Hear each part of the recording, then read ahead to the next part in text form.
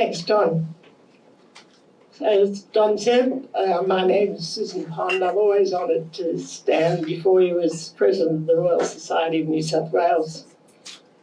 Welcome to this inaugural meeting of the series, Provocations and Inspirations, which is being held at lunchtime, an unusual step for the Society.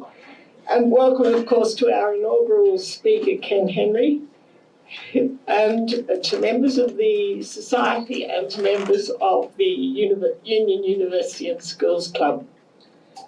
I acknowledge the Gadigal people of the Eora Nation, the traditional custodians of the land on which this club stands, and I pay my respect to elders past and present. As the oldest learned society in the Southern Hemisphere, the Royal Society of New South Wales has an acclaimed record of building the intellectual and social capital of New South Wales and Australia. We see our role today as being as important as ever because knowledge is critical to our future, not just for the select few, but for society as a whole. Our role today is as important as ever because decisions that are critical to Australia's future must be based on deep subject matter expertise and must embrace the entire spectrum of the human intellect. The Society concerns itself with this entire spectrum spanning the sciences and humanities. And this brings me to this new lunchtime series. Its aims are twofold. As Don said, to provoke discussion based on deep subject matter expertise on a highly complex topic of importance to Australia. And through this, inspire actions that will transform lives in unique ways. So I pause here to formally thank the members of the Society who've initiated this series, singling out Don Hector, former President of the Society and current Secretary, and Christy Slade, Chair of our Activities with Impact program. Who better to inaugurate this lunchtime series on provocations and inspirations than Dr. Ken Henry AC? Which topic could be better to tackle than his topic of inequality in Australia? Ken Henry AC is well known by reputation, at least to all of us. An economist, former Commonwealth public servant, including serving as Secretary of the Department of Treasury from 2001 to 2011, and former Chair of the National Australia Bank, Ken's roles and achievements are far too many to recount here. You'll find them very easily with just a little research. Ken's current roles, including as Chair of the Nature Finance Council, speak to his lifelong dedication to the welfare and care of native wildlife in Australia. His entire career speaks to his dedication to the welfare and care of the Australian population. Ken, welcome to the lectern to share your deep expertise about the reasons for and the consequences of inequality and the actions to address them. Thank you. Well, thank you. Thank you for that very warm introduction. I hope I do it justice. I've passed the first test of managed to open this damn thing. I have prepared an address. I hope I leave ample time for questions, for challenge. I should say that what I'm going to say to you today is designed to be provocative. Nevertheless, what I'm going to say to you today reveals things about which I feel quite deeply and believe I've thought quite a lot. And one of the reasons I want to say some of these things today is because I do believe that the narrative in Australia is not a sound narrative. and I'm not sure it ever was. Australia has a reputation for egalitarianism. This reputation is not deserved. This is a nation based on mercantilist plunder. 250 years after the publication of Adam Smith's Wealth of Nations, our leaders continue to insist that the prosperity of every citizen rests upon a trickling down of bounty from the export of raw materials. This simplistic narrative is told and retold by almost every newspaper editor in the country over and over again as if it's some Gregorian chant without end. Anybody who's ever taken even an introductory course in economics should be uncomfortable with this story. But I wonder how many understand how our celebration of mercantilist plunder has contributed to an erosion of the nation's manufacturing capability, how it's undermined labour productivity growth, and how it's depressed the living standards of Australian workers. I wonder how many understand how this narrative has contributed to growing inequality in Australia, especially as between successive generations. Australians are, of course, aware that the living standards of today's workers are under pressure. Australians now have lived experience of the impacts of climate change and of large-scale environmental degradation. Australians know that these impacts are getting worse and that they will be much worse for their children and their grandchildren. And they are aware of a growing concentration of wealth, increasingly in the hands of those who control access to the continent's natural capital and those who no longer work for a living.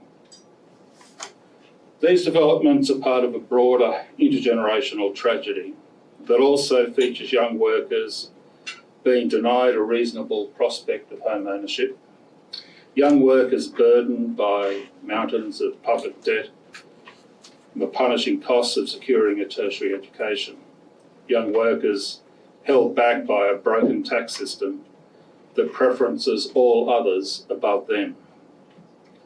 Why has this been tolerated?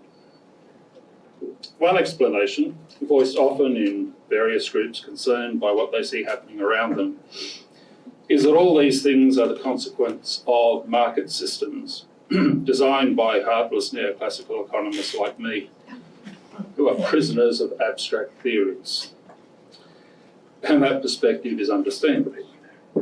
But the truth is much worse than that. The intergenerational tragedy playing out in Australia could have been avoided had our political system not been so dysfunctional. Its leaders less inclined to turn a deaf ear to well-reasoned policy advice drawn from those textbooks of neoclassical economics. But I shouldn't blame our political leaders either. After all, they are the product of a democratic system. Instead, we need to look at those who elect them. We need to look at ourselves, all of us. Every generation of Australians since the first wave of European settlement has celebrated plunder, dumb luck, and finders keepers. That is what Australians mean by a fair go. In considering the merits of any policy proposal, every generation of Australians accorded the privilege of suffrage will only ever ask one question: what's in it for me? And because we celebrate plunder, we idolise those who plunder the most. These are our role models. There is no Australian success story more wholeheartedly celebrated than the export of something taken from nature. Because our political leaders know this, they work hard to be seen to be complicit in these stories. A graphic example, I had to dig this one out, but it was seared in my brain, is then Prime Minister John Howard's wanting to take some credit for the announcement on the 8th of August 2002, it's an auspicious day, 8th of the 8th, 2002, of a 25-year Australian LNG supply contract to China, the very first LNG supply contract. According to Mr. Howard, persuading China to relieve us of some of the burden of our natural gas reserves was a great Australian team effort. Those are his words, great Australian team effort. Team Australia, all of us. 2 decades later, Australia is the world's second largest exporter of natural gas, and the fossil fuel industry is warning that we don't have enough gas available domestically to heat homes on the east coast of Australia. So a gas import terminal is being constructed on the New South Wales coast. Apparently, it should be underwritten by the Australian taxpayer. This is the sort of game Team Australia plays, and it says it all, really. It's time to ask ourselves some serious questions about the consequences of our fair go ethos. Questions like these. Why have we supported a set of public policies that have heavily degraded the natural environment? A set of policies that have energised a drift of wealth away from workers in favour of retirees, property owners and mercantile interests, and entrenched an economic structure that for 2 decades has delivered very low productivity and real wages growth. Over the first 2 decades of the 21st century, please eat, don't worry about me, you're not going to make me a bit hungry. Over the first 2 decades of the 21st century, as productivity growth slowed sharply, the structurally adjusted level of Commonwealth government spending accelerated, increasing at almost precisely the rate projected in the first intergenerational report, which I led the development of, published in 2002. And despite the warnings written into that intergenerational report, including the ones that I wrote into it, the tax system that Australian governments have been relying upon to support that spending is in much worse shape today than it was then. There has been no structural reform of the tax system in the past 24 years. For more than 2 decades, we've been on notice that our tax system will prove incapable of delivering what will be asked of it, but we just couldn't be bothered. The present generation of Australians faces a reckoning. This is the first generation of Australians unable to make a credible claim that future generations will be better off than they are. That's a serious matter. An inability to make that claim threatens a key pillar of the social compact upon which the legitimacy of our democratic system of governance depends.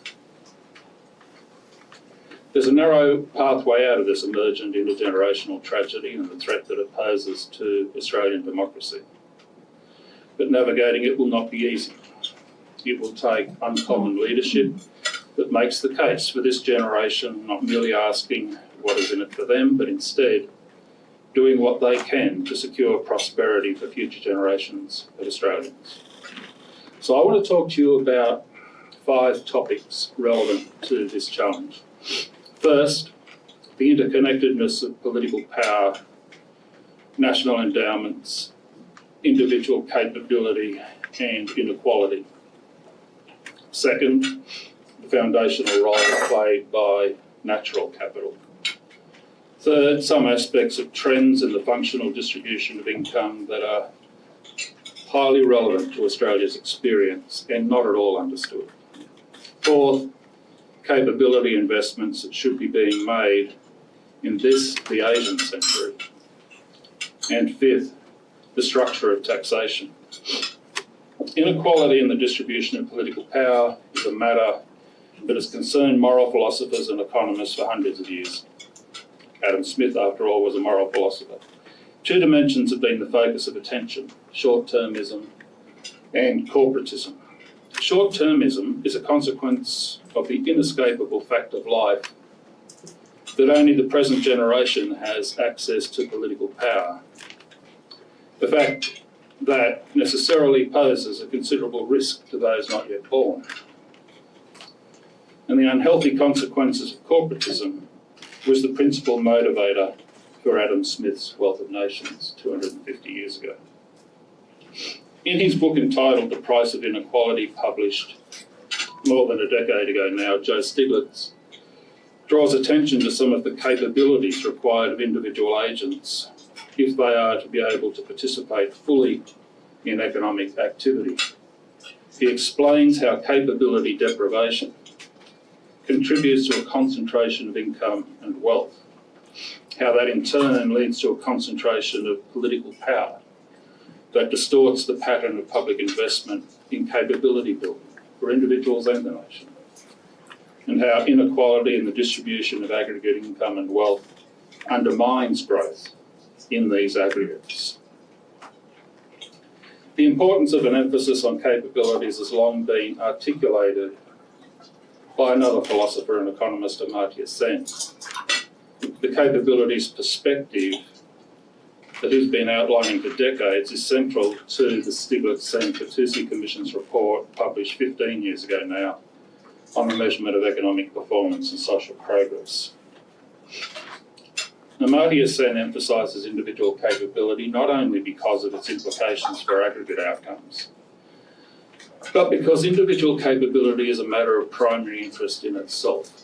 Indeed, he would say the primary matter in any discussion of inequality. According to Sen, the core concern of all of us should be the extent to which individuals enjoy a set of capabilities that provides them the freedom to choose a life that they have reason to value, a life that they have reason to value. The political system that we have can pander to sectional interests for a very long time, as Australia's patronage of its extractive industries illustrates. Yet it would be prudent to assume that the legitimacy of a political system is fragile. Paraphrasing both Sen and Stiglitz, I would venture that trust in democracy is underwritten by a social compact that's really in the nature of a golden rule in two parts. First, all citizens in the present generation should have capabilities that allow them to lead lives that they have reason to value.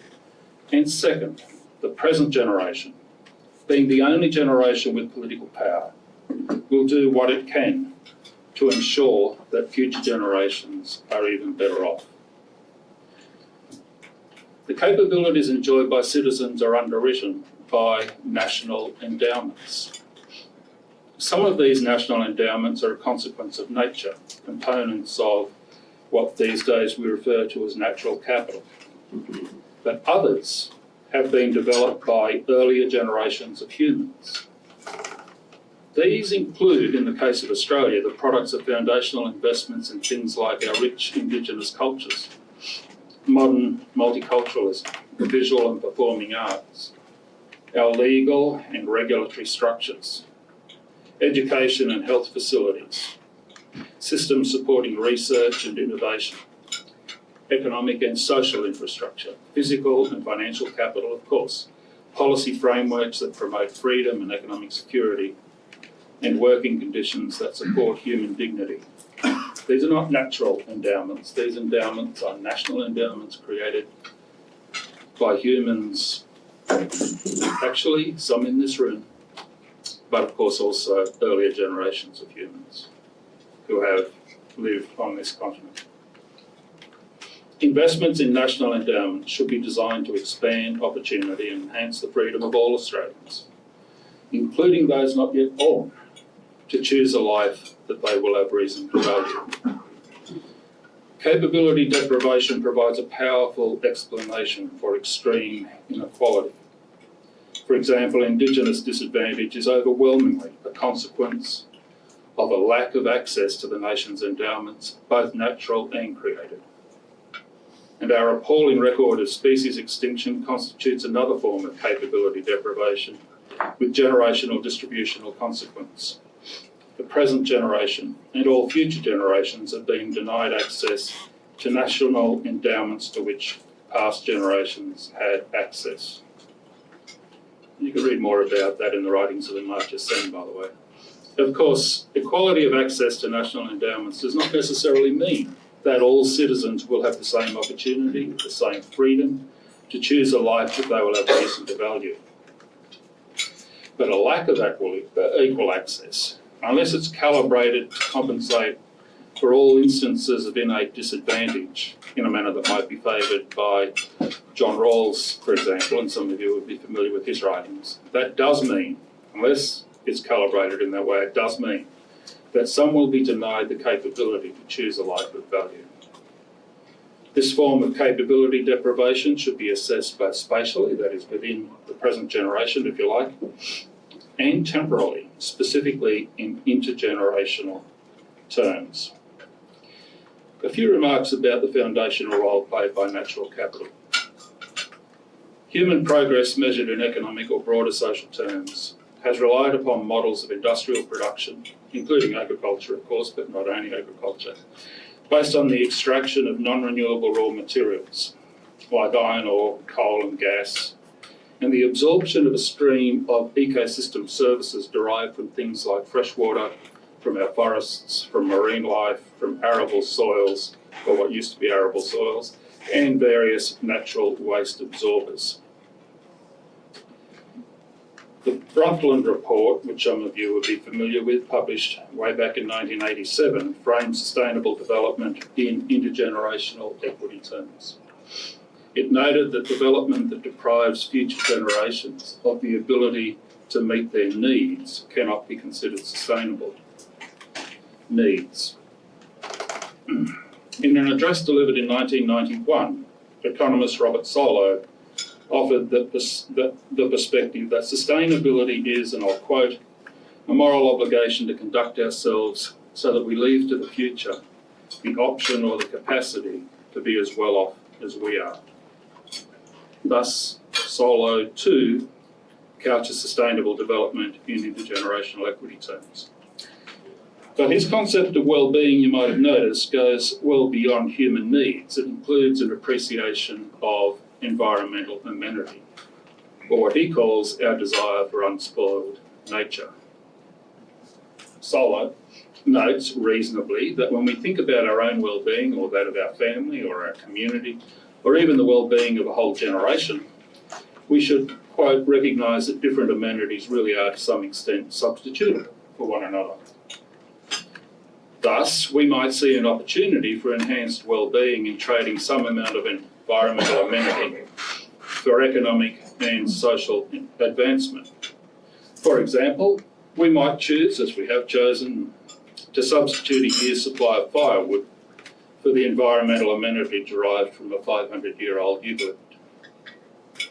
These are the sorts of choices humans have been making for centuries, choosing to plunder the environment in the interests of economic and social progress of individuals, families and communities. It's been the rational thing to do. It's been an easy choice to make. After all, it's not something that any of us has had to pay for, until now. Today, all the ecosystem services supplied by nature that are critical to human development are facing a set of extreme challenges, from climate change, loss of biodiversity, deforestation, and the collapse of ecosystem functioning. And these challenges pose existential risks to businesses, to economies and financial systems everywhere on Earth. Employment opportunities are being impacted, productivity is being undermined. Accumulated stores of material and financial wealth are now exposed to nature risks so extreme as to be uninsurable. Human cultures, livelihoods and lives are being lost. So much for sustainable development. The 1992 Rio Earth Summit conceptualised the sustainability challenge in terms of, and I'll quote again, integrating and balancing economic, social and environmental concerns in meeting our needs, unquote. Terrible statement in my view. World leaders would have done better explaining the need to construct models of development that acknowledge the biophysical limits of the finite planet. Models that recognise that those limits constitute a set of immutable constraints that humans should respect, that the state of the environment is not merely one among many choice variables that humans might play around with in various trade-offs and balancing acts over and over without end. In embracing the sustainability language of balancing and trade-offs, we have accepted the notion that human development rests on the continuing plunder of natural capital. It's well past time we understood that securing economic and social development rests upon the rebuilding of natural capital, not its plunder. This is a matter of primary distributional importance. The rebuilding of natural capital, often referred to these days as nature positive, provides an opportunity for this generation to affirm its moral obligation to future generations. To ensure, in Robert Solo's words, that we leave to the future the option or the capacity to be as well off as we are. Now a little bit about the functional distribution of income. An obvious feature of the capitalist system is that it tends to generate an ongoing accumulation of physical capital through saving and investment. This is its great strength. Ironically, the fact that it has tended also to degrade the stock of natural capital hasn't received a great deal of attention until recently. What has received far more attention, at least from economists, is the question of what the process of capital accumulation does to the distribution of income as between capitalists and workers. This functional distribution of income question was, for example, a rather obvious interest of Karl Marx. But it continues to be of central interest to economists. In more recent times, the French economist Thomas Piketty has argued that because the rate of return on capital has typically exceeded the rate of workforce growth, we should expect to see the distribution of factor incomes becoming increasingly biased toward capital. Yet, in Australia, actually, the aggregate capital-labour ratio stopped growing about a decade ago. And whilst it experienced a brief period of growth in the subsequent period, it's been falling for some years now. This is a consequence of chronically weak business investment. The behaviour of Australia's aggregate capital-labour ratio can in part be explained by the resources boom. But that boom has had an impact on the distribution of incomes between capital and labour through a transmission mechanism that doesn't depend at all upon its impact on the aggregate capital-labour ratio. And by the way, I realised when I started, I started thinking about this, I guess, in about 2003, 2004, and I realised that I was a teenager still when I first learnt the neoclassical theory to explain this, and I don't think anybody else in my department of the Treasury had a clue. I'm going to try it on you. At the start of the 21st century, China had about 1/5 of the world's population. Having been closed off from the rest of the world economy for some time, in the last quarter of the 20th century, it chose to embrace market economics and international trade. It opened itself up to international trade. 20 years into the 21st century, it had become the major trading partner of more than 120 countries, being the largest national source of imports into both those countries in the European Union and the United States. And it was buying more than a third of Australia's total exports of all kinds. Well, standard international trade theory would predict that a global shock of that magnitude is going to have a profound impact on the distribution of incomes between workers and the owners of capital in every trading nation in the world. Consistent with the theory, China's exports have been dominated by relatively labour-intensive products, mainly manufactures, and its imports by relatively capital-intensive products, especially minerals and energy. According to standard international trade theory, and in the absence of any border tax adjustment like a tariff on imports or an export tax, we should have expected to see the following pattern of economic impacts in every one of China's trading partners in the developed world, irrespective of whether that trading partner ends up being a net exporter to China or a net importer from China. First, the domestic prices of labour-intensive products like manufactures will fall relative to the domestic prices of capital-intensive products like minerals and energy. Well, yes, that's happened all over the world. Two, the reward of labour, that is wages, will fall relative to the reward to capital, that is profits. That has happened all over the developed world, in every one of China's trading partners. Three, labour productivity will fall in all industries. And four, relative to the owners of capital, workers are unambiguously worse off. In contrast, Chinese workers benefit relative to the owners of capital. Now, of course, this is very standard international trade theory. Of course, there are a lot of other factors influencing relative factor prices, labour productivity and so on, but those insights from standard trade theory do a pretty good job of describing the real economic impact on all developed nations, including Australia, of China's re-emergence as a global economic power in the first quarter of the 21st century. As China has opened to international trade, it's experienced persistently large trade surpluses, I mean exports exceeding imports, with the major developed economies of the United States and the European Union. These former manufacturing powerhouses, with large trade deficits to China, have had little difficulty seeing a relationship between China's expansion and a decline in living standards of their workers, and that explains much of the febrile politics that you see on both continents. But Team Australia hasn't got it. To the contrary, we seem to believe that our sales of non-renewable resources to China and other rapidly industrialising nations in Asia, but mainly China, have underwritten prosperity for all Australians.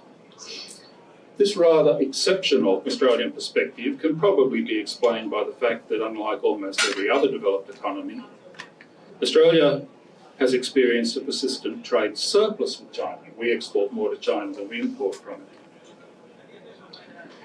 But as any undergraduate student of trade theory would be able to tell you, the distribution of gains from international trade as between capital and labour, workers and capitalists, has nothing at all to do with the trade balance. It has nothing to do with whether a country experiences a trade surplus or a trade deficit. It is driven rather by what happens to the prices of the things that the country trades. China's engagement in world trade has reduced the relative price of labour-intensive products. That is, it has increased the relative price of capital-intensive products in all its trading partners, including Australia. As the relative prices of labour-intensive products have fallen, the United States and the large manufacturing nations in the EU have experienced modest reductions in their terms of trade, the ratio of the average price of exports to the average price of imports. But because we have a comparative advantage in highly capital-intensive resources extraction, especially minerals and fossil fuels, Australia's terms of trade have increased. Indeed, as early as 2012, our terms of trade were double what they'd been only a decade earlier. Well, large increases in the terms of trade are a big deal for those charged with macroeconomic management, but they don't directly have a huge impact on the distribution of income as between capital and labour. The principal macroeconomic impact of a doubling the terms of trade in Australia has been an appreciation of Australia's real exchange rate. I'll go through this in questions if you like, but the real exchange rate, and this will mean something to some in the audience, of 70% between the June quarter 2002 and the June quarter 2012. And that had a profound impact on the competitiveness of all Australian import competing businesses. To get your head around it, it is broadly equivalent to removing a 70% across the board tariff. 70% tariff that applies to absolutely every import, just take it away. And that's what Australia experienced between 2002 and 2012. Over that period, hours worked in Australian manufacturing fell by 10.3%, falling from 11.4% of total employment to 8.4% of total employment in Australia. Over the past 20 years, Australian manufacturing has lost 200 workers a week. 200 workers a week for 20 years. Between 2002 and 2012, mining share of total employment measured in hours worked increased from 1.1% to 1.2%. You'll probably recall that as mining exports were accelerating, our political leaders were wringing their hands over Australia's two-speed economy. But they refused even to wonder whether the damage being done to those in the slow lane might have had something to do with the frenzy of activity taking place in the fast lane. The damage done to Australian manufacturing by a 70% appreciation of the real exchange rate in the first decade of the 21st century could have been avoided. For an economist, right, this goes to something we were discussing just now. For an economist like me, it is beyond irony to witness today's leaders turn to jelly when confronted with a claim that attending to the environmental risks posed by a new mining proposal will destroy hundreds of jobs, when I know that those same leaders have done absolutely nothing to prevent the loss of hundreds of thousands of jobs in manufacturing over the past 2 decades. And I suggest it is simply obscene to see some of those same people now posturing as champions of a made in Australia manufacturing strategy. Give me a break. But what about the impact on the living standards of Australian workers generally of China's engagement in world trade? Well, what matters here is not whether a country's terms of trade have improved or deteriorated, only what's happened to the domestic price of labour-intensive products relative to the domestic price of capital-intensive products. Thus, even though Australia's terms of trade have moved in the opposite direction from those of the US and major EU countries, workers in Australia have been affected in precisely the same way. Labour prices have fallen or has grown more slowly in every sector in the Australian economy, and the living standards of domestic workers have declined relative to the owners of capital. Since Australian exports are relatively capital intensive, a doubling in Australia's terms of trade implies that in the absence of any border tax adjustment, the relative domestic price of labour-intensive products falls on average by about 50%. There is no other developed economy that has experienced such a large negative shock to the living standards of its workers. We are a world leader in accepting this. Note that that shock doesn't necessarily translate into a declining share of wages in gross domestic product, and that's because gross domestic product growth is also negatively impacted by weaker labour productivity growth, of course. And thus, if you go and check the numbers, Labour's share in gross domestic product was 40% both in the June quarter 2002 and again in the June quarter 2012. But over the decade, from the June quarter 2002, Australia experienced staggeringly poor annual productivity growth, averaging less than 1%. Underwriting anemic, in some years even negative, real wages growth. Negative real wages growth. I never thought I'd see that, other than in a recession. All sectors of the economy have been affected. Some of you are going to find this hard to believe, and I was a little shocked myself at the size of it, but labour productivity in the mining industry, measured by real gross value added per employee, fell by 46% over the decade from the June quarter 2002. And that, by the way, has absolutely nothing to do with mining-related construction activity. Well, standard trade theory says that this is what should be expected. The damage done to the living standards of Australian workers through its impact on labour productivity growth is not a consequence of systems designed by heartless economists, prisoners of abstract neoclassical theories. To the contrary, it's due to the steadfast refusal of legislators to take any interest in those theories. And it's not merely neoclassical economic theory that supports a conclusion that the resources boom has undermined Australian productivity growth. I suggest you only need to take a look at the national accounts. According to my calculations, using some very basic linear econometrics, the resources boom explains 2/3 of the deterioration in Australia's productivity growth performance so far this century, relative to the last 3 decades of the 20th century. How are we doing for time? Another 5 minutes. All right, I'm going to... But you can go No, it's okay. Go longer if you want to. Yeah. Okay, I'll just say a few words about capability investments in the Asian century. There's something new I need to get off my chest. You remember the white paper on Australian Asian century, right? The focus on national endowments illuminates the need to ensure that Australians are endowed with the capabilities that will be relevant to success in the Asian century. Success in the Asian century for Australia will come from integration based on complementarity, not from a race to the bottom in wages, social foundations or environmental standards. In managing the risks of growing Australian inequality,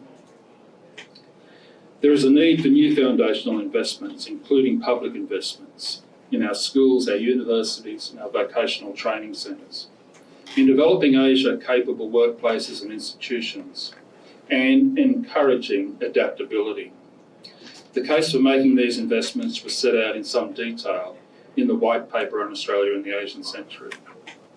That White Paper explained how past capability investments provide a contemporary basis of comparative advantage, or you could call it competitive advantage. Both labels are appropriate in this case. These capabilities included excellence in governance, relatively low levels, although I'm starting to wonder about that one honestly, but anyway, relatively low levels of corruption, safe working conditions, a concern, although not as strong as it needs to be, with environmental sustainability and animal welfare, also not as strong as it needs to be, and institutions that support social harmony, economic and social opportunity, and tolerance. All of these attributes support opportunity and freedom for this and future generations of Australians. They improve the well-being of the Australian people by enhancing their prospects of choosing a life they will have reason to value. But a mercantilist will argue that all of these things are costly, that Australia's international competitiveness will be improved by ditching all of them, and let's not kid ourselves, all are at risk. Upon election of the Abbott government, every discoverable printed copy of the Asia Century White Paper in Canberra was literally pulped, and every government-supported digital link to it was severed overnight. Now I've got to say something about taxation. Speaking of reports that have had a big impact, the tax review commissioned by the Rudd government early in 2008 provided an opportunity for a group of tax policy experts to consider how the tax and transfer system might best evolve to meet the challenges of the 21st century and to underwrite future prosperity. That review, as you know, was published more than 14 years ago. The review team, which I had the privilege of leading, identified challenges associated with strong population growth and population ageing, the Asian century, which I've spoken about, climate change and widespread environmental destruction, which I've spoken about, and developments in digital communications and commerce, which I don't have time to talk about today. And we called out worsening housing affordability as a matter much in need of policy attention. Our review identified the several potential sources of revenue. There's no brilliance in this. Labour income, the normal return to capital, transactions, land, consumption, wealth, natural resources, windfall capital gains, economic rents, environmental externalities, including carbon emissions, and of course user charges. We noted that replacing reliance upon the first three of these potential sources of revenue, that is labour income, the normal return to capital and transactions, puts at risk the living standards of future generations by retarding productivity growth and workforce participation. We argue the case for reducing reliance on these sources and placing much greater emphasis on all others. But understanding these things and convincing others of them are very different exercises. A nation that celebrates plunder and dumb luck and respects finders keepers will not easily see a case for extracting more revenue from natural resources, including fossil fuels, for extracting more revenue from windfall capital gains, from economic rents or environmental externalities. It will have no tolerance of land taxes or indeed any other tax on wealth. The centrepiece of the Asprey Review of Taxation, published half a century ago, was the need to rebalance the burden of taxes between wages, other forms of income broadly defined, and consumption. That's what it was all about. Among the various forms of non-wage income, capital gains have posed the biggest political challenge. There are still some who would want you to believe that capital gains must bear some attachment to the fundamentals. For example, that increases in housing prices must always reflect an expectation of rising rents, or at least a rental opportunity. But there is in fact no reason to expect any such attachment. Capital gains in housing are usually no better attached to fundamentals than gains in the dollar value of gold, of Bitcoin, a range of non-fungible tokens, and so on. It's often the case that capital gains arise because of nothing more than an expectation of capital gains. And sometimes it's no more explicable than winning a jackpot on the pokies. Thus, in a society that celebrates dumb luck, capital gains will be assured of very special status. Consumption taxation has been no easier, and reform outcomes nearly as disappointing. The Goods and Services Tax, the GST, commenced operation on the 1st of July 2000. The tax mix switch achieved with the introduction of the GST has been fully undone. Indeed, it was undone in less than 2 decades, with indirect taxes contributing the same share of total revenue as way back in 1997, 1998. We're back to where we were in the several decades following World War II that led ultimately to the Asprey Review. Ill-disciplined government funded by fiscal drag that punishes innovation, enterprise and effort, distorts the pattern of saving and rewards tax avoidance and evasion. We haven't managed to sustain any tax reform effort at all this century. There have been attempts and they have failed. We know that placing exclusive reliance upon fiscal drag in the personal income tax system threatens the social compact. This was a conclusion of the Asprey Review 50 years ago, but there's a bigger risk now. From the 1960s, the share of taxpayers in the population grew strongly. Today, demographic trends are working in the opposite direction, to reduce the share of the population that will be paying income tax. A heavier and heavier burden is being placed on the shoulders of a declining proportion of the population. There's a lot that can be said about much needed reforms to the Australian tax system, and the Tax Review published 14 years ago devoted 1,000 pages of text to that end. One thing, so what I'm really saying is go and read it, please. One thing worth keeping in mind as you think about tax reform requirements today, though, is that when we were working on that project through 2008 and 2009, and wrestling with the global financial crisis and a lot of other stuff that was going on, we were confident that the Rudd government's world-leading climate policy would be legislated. Its absence implies the need to explore ways in which the Australian tax system might best contribute to reducing carbon emissions, and indeed removing past emissions from the atmosphere. This is not the occasion for talking about these things, although if you, well, maybe who knows, I'd ask about them in question time, but they must be top of mind in any tax reform discussion. Almost all the historical discourse on the fairness of various tax reform proposals in Australia, and this is where I'm going to conclude, by the way, has been framed in intra-generational terms, intra-generational, as in within the present generation. And after all, we are the only people who have the power to vote. Usually, the analysis has evaluated comparative static changes in the progressivity of a tax. If it's a system, progressivity of the overall system with current income as the denominator. In that framing, many of the much needed reforms to the Australian tax system will be labelled regressive. I'll make 2 points here, and this is where I'm going to conclude. First, the interests of the most disadvantaged are not being served by a tax system that is punishing innovation, denying people opportunity, undermining economic growth, and threatening the sustainability of government service provision. And second, and more to the point, the present tax system amounts to a conspiracy against future generations. If this generation is to make any credible claim that future generations of Australians will be better off than we are, then far-reaching tax reforms in the direction I have spelled out are unavoidable. Thank you. So, thank you for that very powerful address, Ken. And now we have an opportunity for questions. I'm going to ask one straight off that occurred to me as you were talking.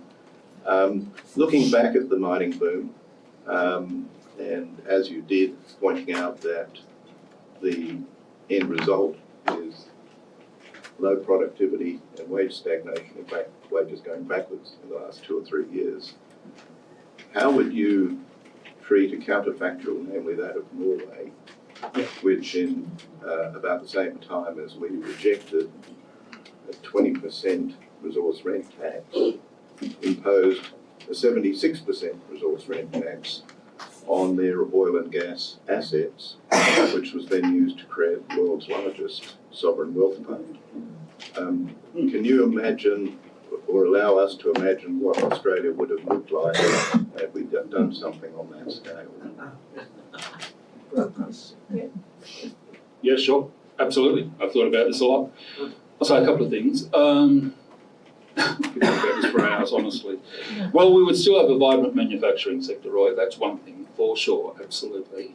Do you know the very first piece? Look, it was informal, so I shouldn't be too distressed about this, I imagine. But the very first piece of economic advice I ever gave to the incoming Rudd government was to put a big tax on resources exports in November of 2007. That was, and of course they laughed. How could a mercantilist tax exports? Are you crazy? It's what Norway does. A couple of years ago, you'll recall we had an angst-ridden discussion in Australia about what was happening to domestic gas prices. Simple high school economics tells you that if you want to have domestic gas prices lower than world price and you are the second largest exporter of gas in the world, put a tax on your gas exports, for God's sake. It's not hard, right? It's pretty simple stuff, right? And by the way, our gas exports will one day in the not too distant future be taxed, but not by us, because we're stupid mercantilists. They're going to be taxed by the European Union under their carbon border adjustment mechanism. And they've already told us, and they've told us when it's going to start. And by all of those other countries that we export to that are going to copy the European Union's carbon border adjustment mechanism.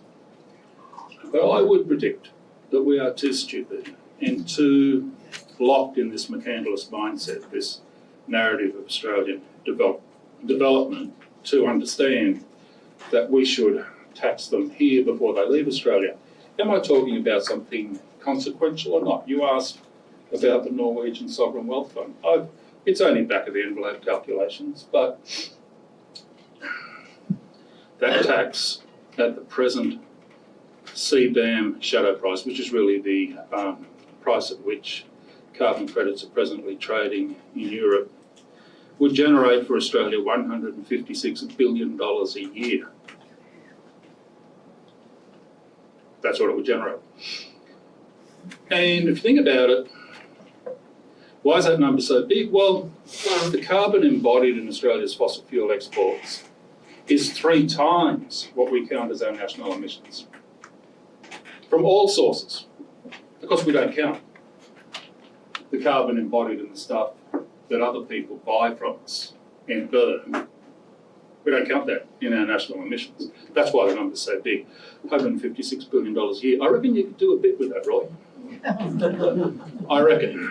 And I reckon the Norwegian Sovereign Wealth Fund would be absolutely tiny relative to Australia's Sovereign Wealth Fund. I remember on many occasions as the mining boom was getting underway, appearing in public forums and being asked the question, why doesn't Australia have a sovereign wealth fund? And I was always a bit,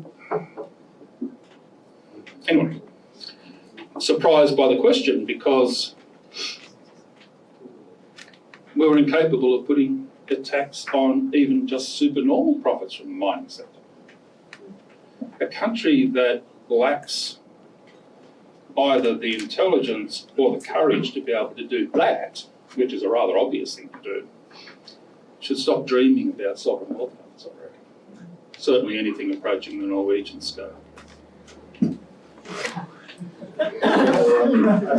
on that note, I asked someone from Equinor the other day, because they're going to invest in offshore wind in Australia, how much tax they paid last year, 80 billion euro, and they were still making a profit. Paying the NDIS 4 or 5 times over. Yeah. Yes, up the back there. Oh, okay, we've provoked something now, right? Dr. Henry, thanks very much for your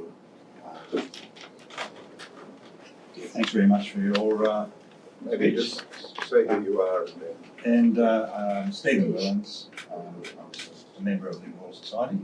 Can we go right to the top? In inequality, there couldn't be anything more unequal than the ability of a citizen to approach a politician or their staffers than the huge lobbying sector which makes huge profits for people who employ them. So any commentary on how we're going to break this nexus? Because basically all those questions about why we're not doing things, Yeah. it all comes back to the decision makers, and the decision makers' perspective on things is being incredibly influenced by these organisations. Thank you. Yeah, well, it's true. It is true, and of course, I've had the opportunity to see it firsthand. It's been 28 years in policy advising in Canberra. It is true, and it's actually and I referred to Joe Stiglitz's book, The Price of Inequality. It's the thing that he draws out. It's actually the thing that Adam Smith refers to in The Wealth of Nations, 1776, that it's those with economic power who have the opportunity to exert political power. And the use of that political power gives them more economic power, and round and round and round it goes in this destructive cycle of increasing economic power, increasing political power, and so on, and you've got to break it. It has to be broken.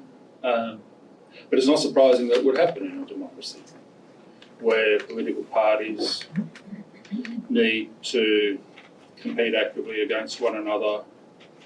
I used to think this is only something that happened during an election campaign.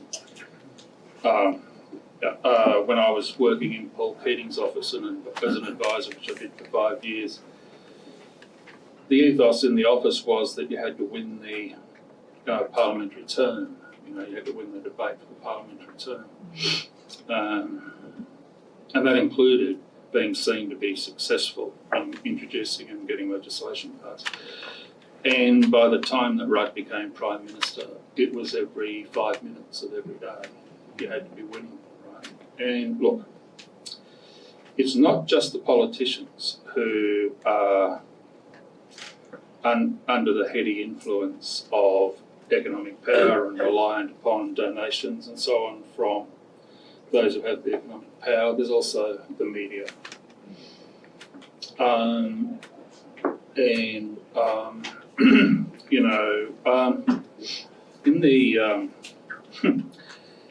In the rather terrible media debate that we had in Australia on the resources super profits tax, I got so annoyed, and I was Treasury Secretary at the time. I got so annoyed, it was the only time in my life that I ever did it. I called the editor of the Financial Review and said, "You're a joke, mate. What the hell are you doing?" What the hell? Because of the editorial line that was being written, which was the one that I read out there. It's the Australian mercantilist narrative. The exports of fossil fuels and iron ore are the source of Australian prosperity.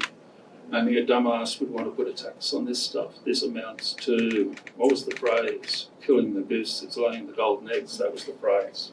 Right.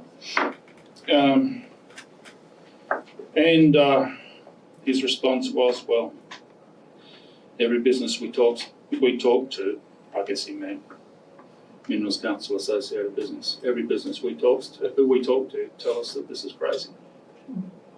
Well, simple as that. The role of the media is meant to be to call this stuff out, not to be complicit in it, and we've lost that. Yes. Thank you, Rosalind Croucher, fellow of the Royal Society. Thank you, Ken. That was a provocative talk. And it's raised some questions in my mind that are by way of observation on, and perhaps I can invite you to take them as a question or continuing the line that you've been developing. I think one of the key things you framed your talk around was a lack of political will and a failure of democracy. And I think what's troubled me in observing our political processes is the breakdown of the Westminster-style two-party system and the emergence of the smaller parties being able to hold to ransom, if you like, to achieve some kind of political concordat, to win to break through in an electoral sense. So it's how you manage that sense of need to have a political will to do the wonderful things or the brave things of which you've spoken in that context. And that is also linked to the second part that you were going to read just then, in terms of the way that the media can misdirect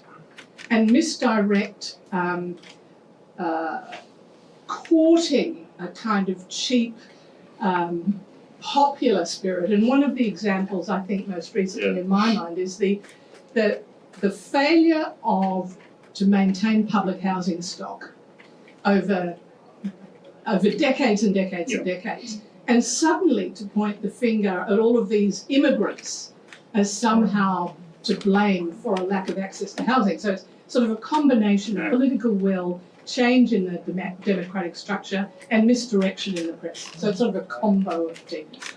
Thank you. Yeah. So how much time? We've got 60 minutes or so. No, it's a great question, and the comment as well. And I know what you're talking about with public housing. I grew up in a public housing suburb. Mind you, for some reason we didn't have a public house, but anyway, we were pretty poor. My father was a timber worker on the lowest award rate of pay in the nation. But anyway, I know what those public housing estates did for people. Where I grew up, all of my friends that I went to school with were living in the public housing. And our lack of investment in public housing is, I think, a disgrace. Anyway, on the media, I think it's kind of interesting to see editors of established newspaper names. I say established, but it doesn't mean they're going to be with us much longer, but they are, and I don't think they will. But established, drawing a distinction between, the traditional media, or apparently those that you can trust, and those that are threatening their existence, and that's principally social media. I don't trust much that I read in that so-called traditional media. I've stopped subscribing. It's just not. And maybe it's because they think the only way they can survive in this world of contest, sort of hyperventilated contest, is to be a participant in it and not to be different any longer. Anyway, that's how it looks to me. And all those newspapers getting thinner and thinner and thinner and thinner. How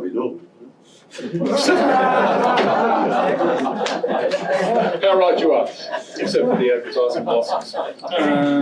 That is remarkable. And so I think it's. You're right. I mean, if the traditional media thought that they were going to be able to continue to distinguish themselves from social media, they wouldn't have started to ape them. That's what they're doing, they're aping. That's how it seems to me. I did ask an audience once, not that long ago, I said, when was the last time you ever read any news in a newspaper? I mean, news, as in I wasn't aware of this until I read it in the newspaper. I don't know. So what you get in the newspapers today is commentary at best. At best, it's commentary. Most of it's opinion. Whether it's fact-based or not, it's opinion.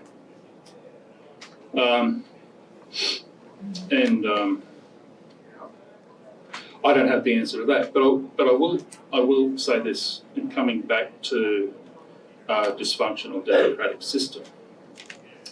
Look, and the minor parties.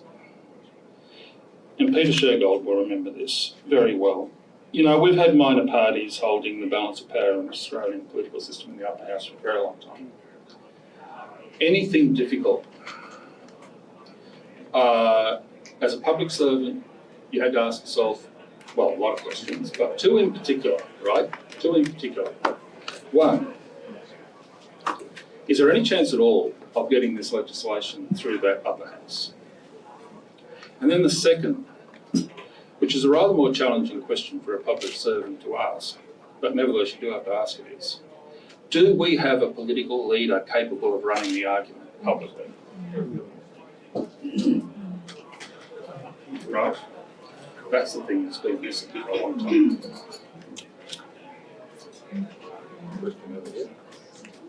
Thank you, Ken, for a very informative talk. My name's Dino Economo. I'm a member of the UUSC. I have a question that relates to... You've got a great surname, by the way, mate. Thank you, thank you. I have studied a little bit of that as well. Currently, we hear of the cost of living crisis and the housing crisis. If you were Prime Minister, how would you solve both of those?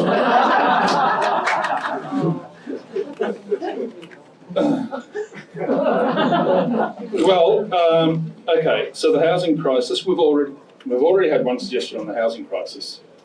Public housing, state of it is a disgrace in Australia. I've said that too much. Anyway, that's one aspect of it. Look, there's no point pussyfooting around on this one, right? The capital gains tax preference for the family home, you know, $10 million house, $15 million, could be a $50 million house sitting there on the harbour, no capital gains tax at all. And by the way, it doesn't count in the assets just for pension. Try and get your head around that. That is kind of, that's one issue. The popular debate on the housing, the relationship between the tax system and housing affordability goes to the issue of what's called negative gearing. Negative gearing, there's nothing special about somebody who owns an investment property being able to deduct the expenses associated with that investment property, including mortgage interest, against income from any other source. You could invest in any income-producing asset of any sort, and you could do the same thing. You can negatively gear it, like shares, whatever, you know. That's not the issue. It's not what creates a negative gearing attraction. What creates a negative gearing attraction is the capital gains tax, which you are presumably expecting to pay. I mean, after all, if you look at the rental yields, most times if you look at the rental yields that landlords get, they're in the region, once you take out property tax, they're in the region of 2 to 3%. That only makes sense if you are expecting a large capital gain to make up the difference to other investment opportunities, right? But the way the capital gains tax works is, firstly, you don't pay it on an accruing basis. And by the way, I'm not suggesting you should. I understand the difficulties associated with that, and they're not just theoretical, they are quite practical. But only one half of the capital gain is assessed as taxable income and taxed at your marginal rate, whatever your marginal rate, or whatever, yeah, effectively your marginal rate, whatever it happens to be whenever you decide to sell the rental property, right? And in that, there is, you don't need a very high rate of capital gain for that tax preference to generate sufficient attraction to explain why negative gearing is so popular. And of course, and you probably know this, Australia is a standout internationally in the attraction of rental property as an investment class for households. Absolute standout, no other country. comes close. Maybe there are some small ones that come close, but anyway, Australia is a standout relative to ones that we normally compare ourselves with. And it mostly has to do with those two things. The lack of adequate public housing as an alternative to low-income rental. And secondly, the way the capital gains tax system works. As to cost of living crisis, the proximate cause of the cost of living crisis, in my view, is the washout from the COVID pandemic, which disrupted global supply chains in a way that nobody had foreseen. It's quite remarkable how quickly we turned from celebrating the just-in-time industrial model of the Japanese into, oh my God, this is now posing a threat, an existential threat to humanity, which it kind of does, right? And we hadn't thought about the risk. But what it did is it disrupted supply chains, and so, standard simple economics, the supply curve moves to the left. And if you don't do something on that demand curve, you're going to get higher prices, right? You're going to see inflation. And what the Reserve Bank has been doing is trying to move the demand curve to the left so that you don't get the price inflation, but you do get the fall off in economic activity. Their ability to achieve that outcome without securing a recession is quite remarkable. It's quite remarkable. But it does beg the question whether it might not have been prudent to wait a little to allow some of the adjustment to come through on the supply side. Per capita. Oh yeah, absolutely. Absolutely. That affects the individual. No. Don't get me wrong. Yeah, I agree with you. I agree. And so you do need, but then monetary policy can only do so much, right? Because what you need to do is you need to get that supply curve moving to the right. And what that means is you do have to be paying attention to the sources of productivity growth, for example. So maybe you should start looking at reforming the Australian taxation system in a way that drives productivity growth, right? And that generates two benefits that would help, not overnight, but would help to address the cost of living crisis. The first is it takes the pressure out of prices. And the second is that it provides the underpinnings for real wages growth and increase in productivity. I think George was first at the back there. I thoroughly enjoyed your talk. I'm George Waterbury. I'm a club member, but also a state colleague of Treasury colleague of things. And so I was reminded listening to you of why economics is often referred to as the dismal science.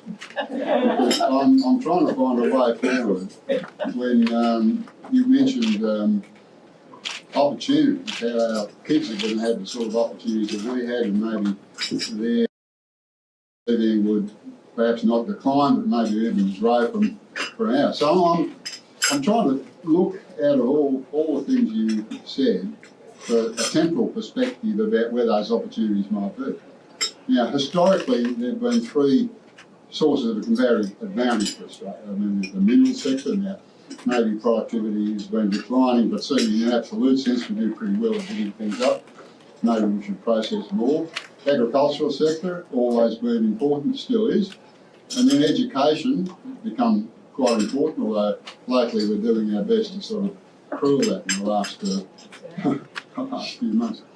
So looking at where the comparative advantage for Australia might lie, how are we going to create these opportunities? I mean, we should be looking at things like future made in Australia, and maybe hybrids, and maybe more protectionism, which is probably driven more by geopolitical concerns than economic ones.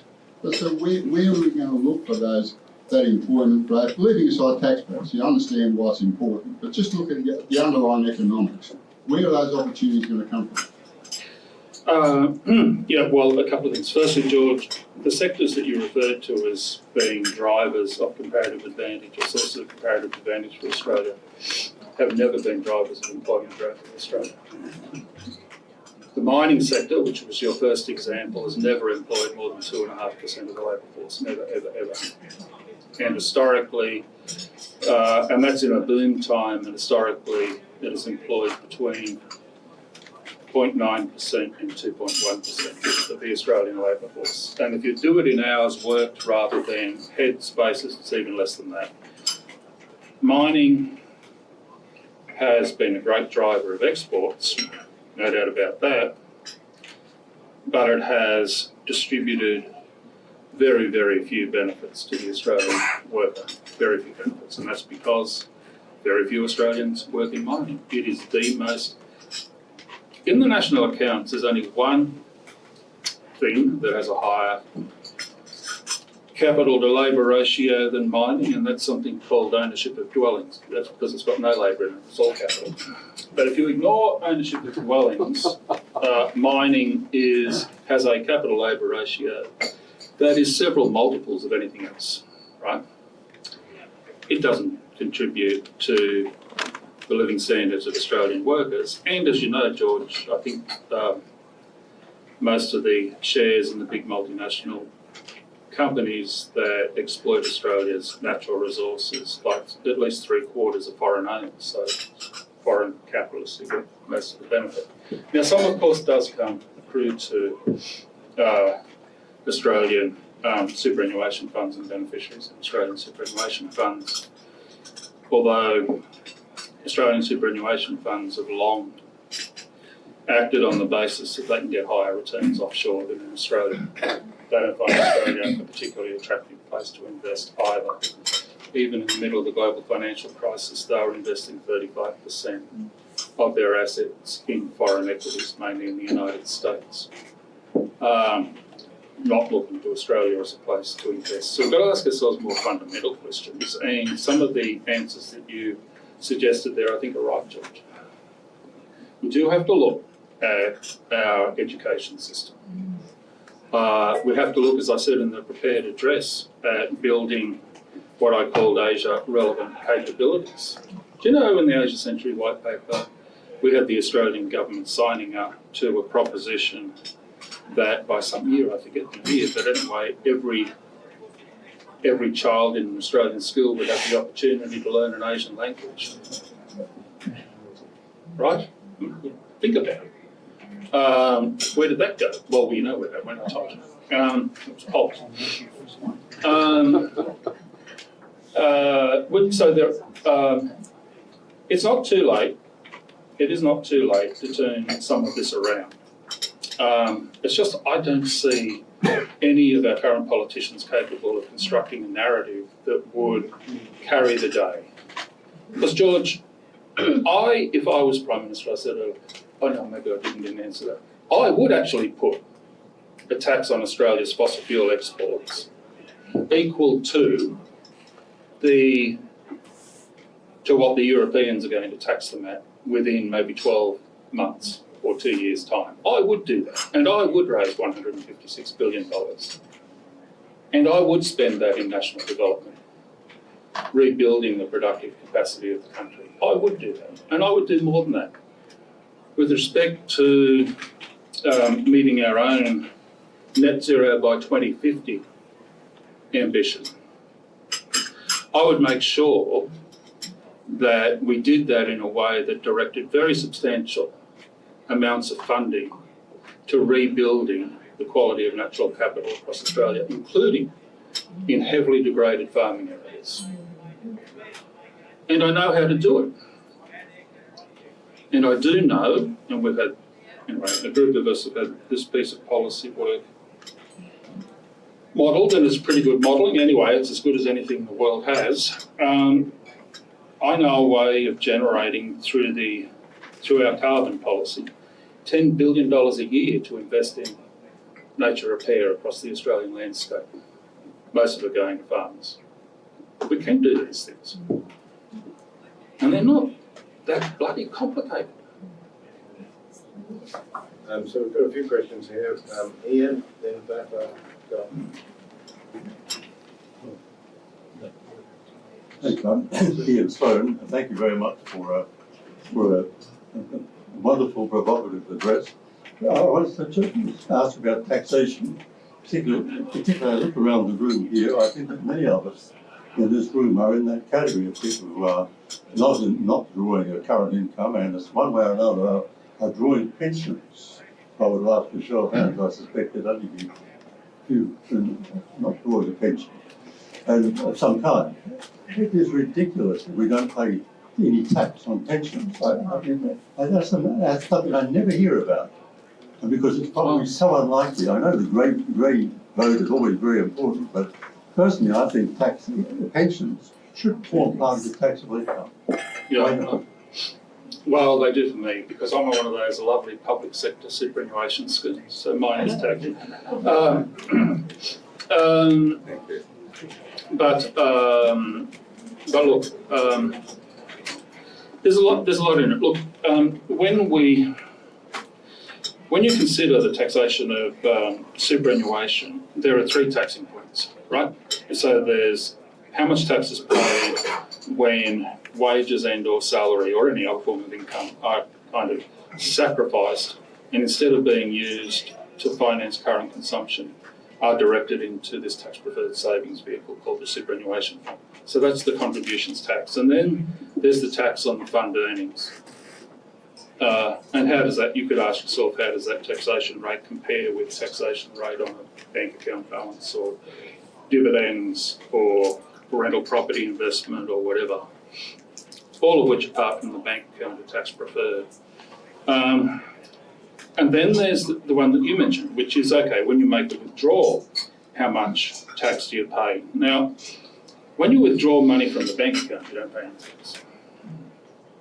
That's because the interest on the bank account, well, firstly, it's because when you put the money into the bank account, the assumption is that it was fully taxed income, and you're only putting money in out of taxed income.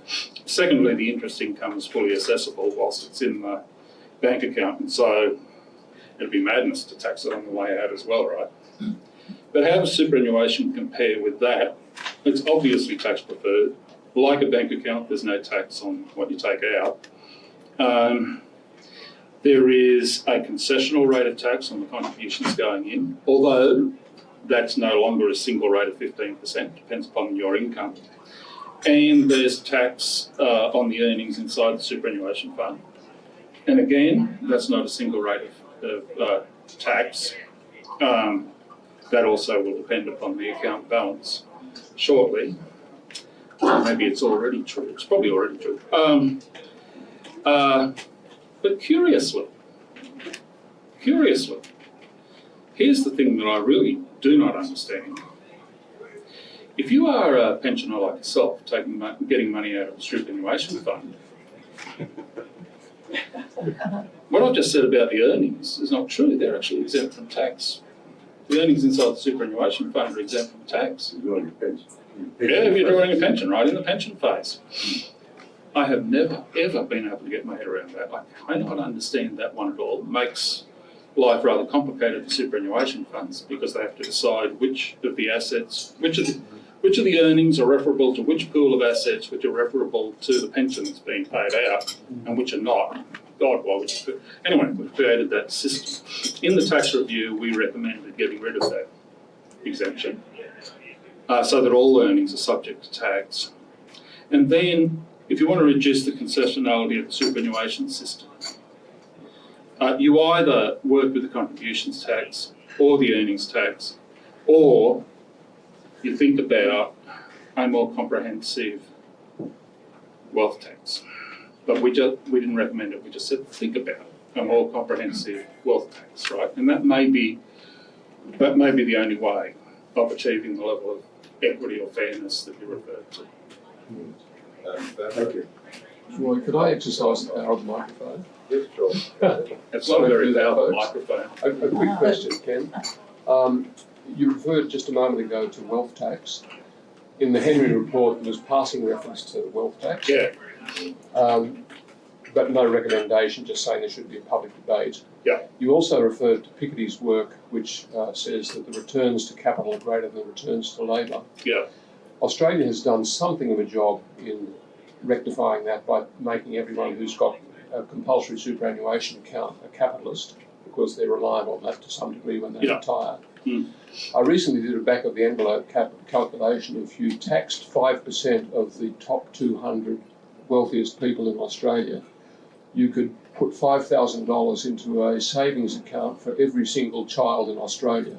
And if you did that from the date that they were born until the date they turned 18, they'd have a nest egg of about $100,000, which could very well much make the difference between owning a house by the time you retire and not owning a house.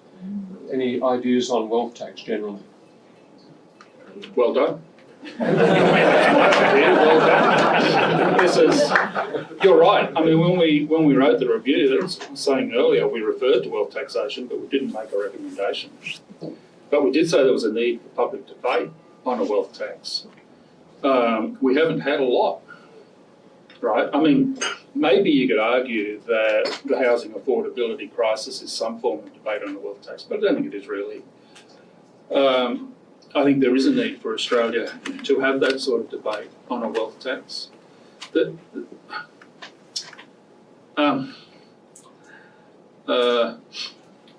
don't know.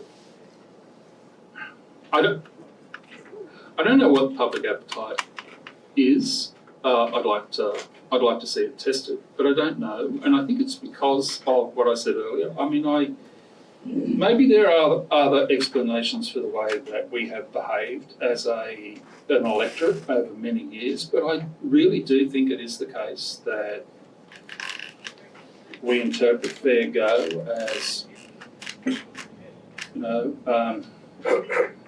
dumb luck, and finders keepers, and you should never take any money away from money that somebody's got, no matter how they got it, unless I guess it was through criminal activity.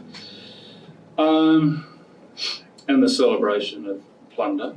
I was kind of shocked when I witnessed firsthand the efficacy, the power actually of the Minerals Council's campaign against the Resources Super Profits Tax. The biggest, most profitable companies in Australia, and a government that was in a reasonable political position at that time. Well, maybe not as good as I thought.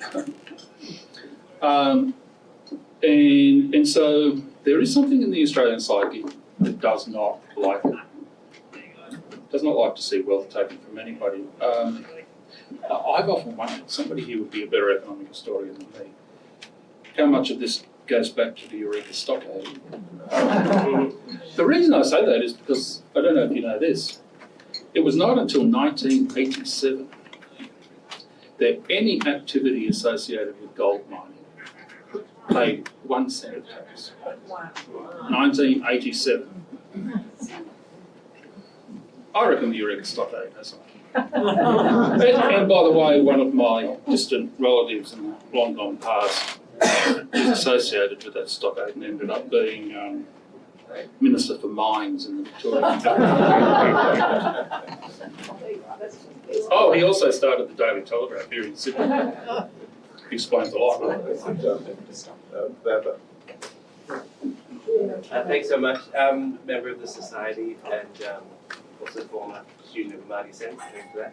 I was just wondering if you might comment on the prospect or realistic hope of some sort of loose alliance between government or emboldened by government, between those market forces that may provide a counterweight to the kind of interests or mindset that you've described. Unknown caller. And civil society as well. So, for example, the farmers in that natural capital example you mentioned presumably are a kind of political economic voice or power that could be brought to the fore. But renewable sector, you can go on and on, manufacturing sector.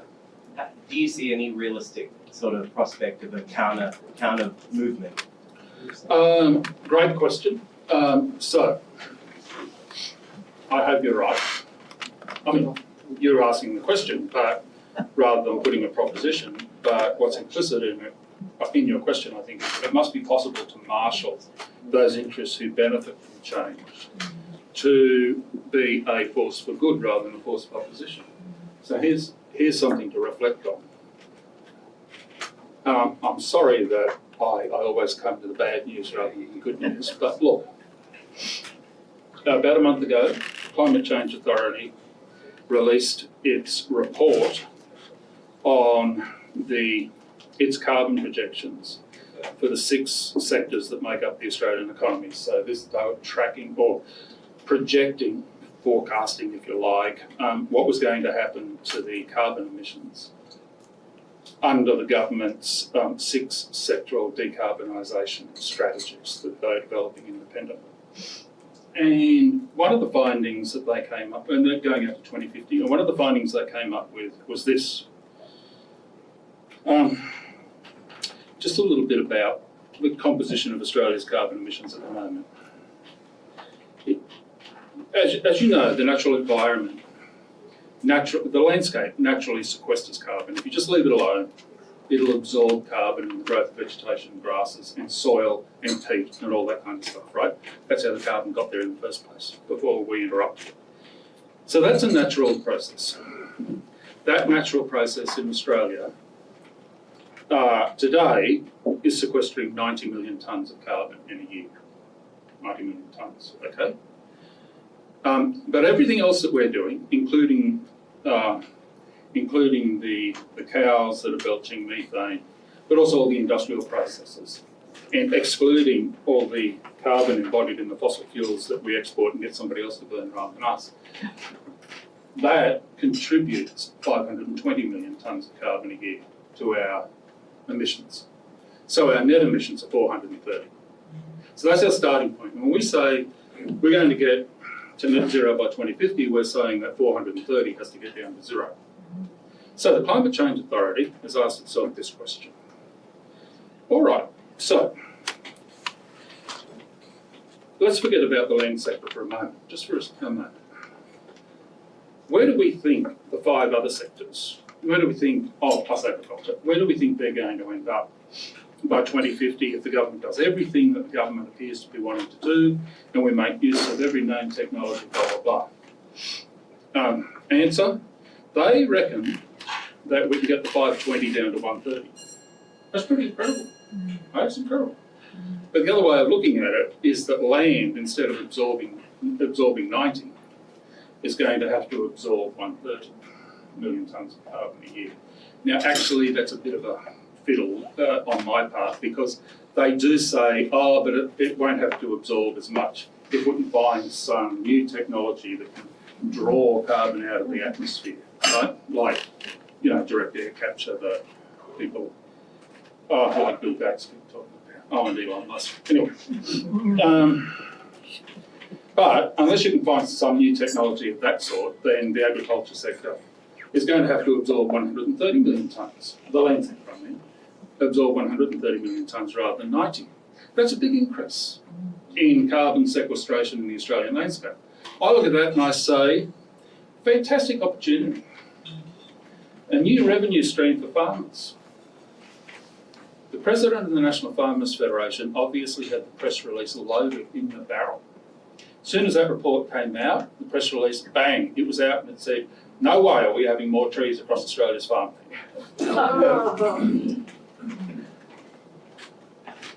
But I still agree with you. We're going to have to talk to farmers and not the National Farmers Federation. But it's not easy, this stuff.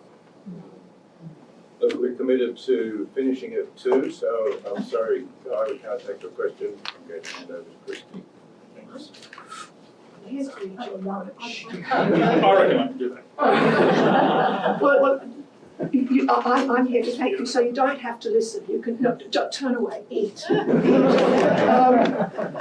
I first of all want to thank, in particular, Don and Roy for beginning this series, and Wendy and Ralph at the Union Club for hosting it, because I think this has been a fantastic start of our provocation. Have had a better case of a public intellectual contributing to civil society than you've given us today. I wanted to say just one slight personal note. My mother was an economist in Peter Carmel's group at Flinders. And just before she died in 2009, and I was living in England, I came back and she said, look, things are going to be okay, Chris. Wholesale reform of taxation, the white paper's out. Thank God, we've been waiting for it forever. It's going to be fine, she said. Well, very sadly, she died at the end of that year, but I've always felt glad that she thought we were going to solve it. We had I'm just amazed at your ability to cut across these wide areas. I remember reading you saying somewhere that fuzzy concepts can be measured. Now, I didn't do economics, I went into logic, and I used to do fuzzy logics, and we had fuzzy logics that went fuzzy all the way down. There are much better mathematicians than me here who could explain it, but what happens with you is that you're not fuzzy all the way down. I've never heard such clarity of talk, and again, it takes me back to those Carmel and Wallace and Harcourt, you know them all, around the dinner table. They used to talk deep into the night. Lucky you. With the glass, well, I was a school kid, I thought it was pretty heavy going, but please have something in mind.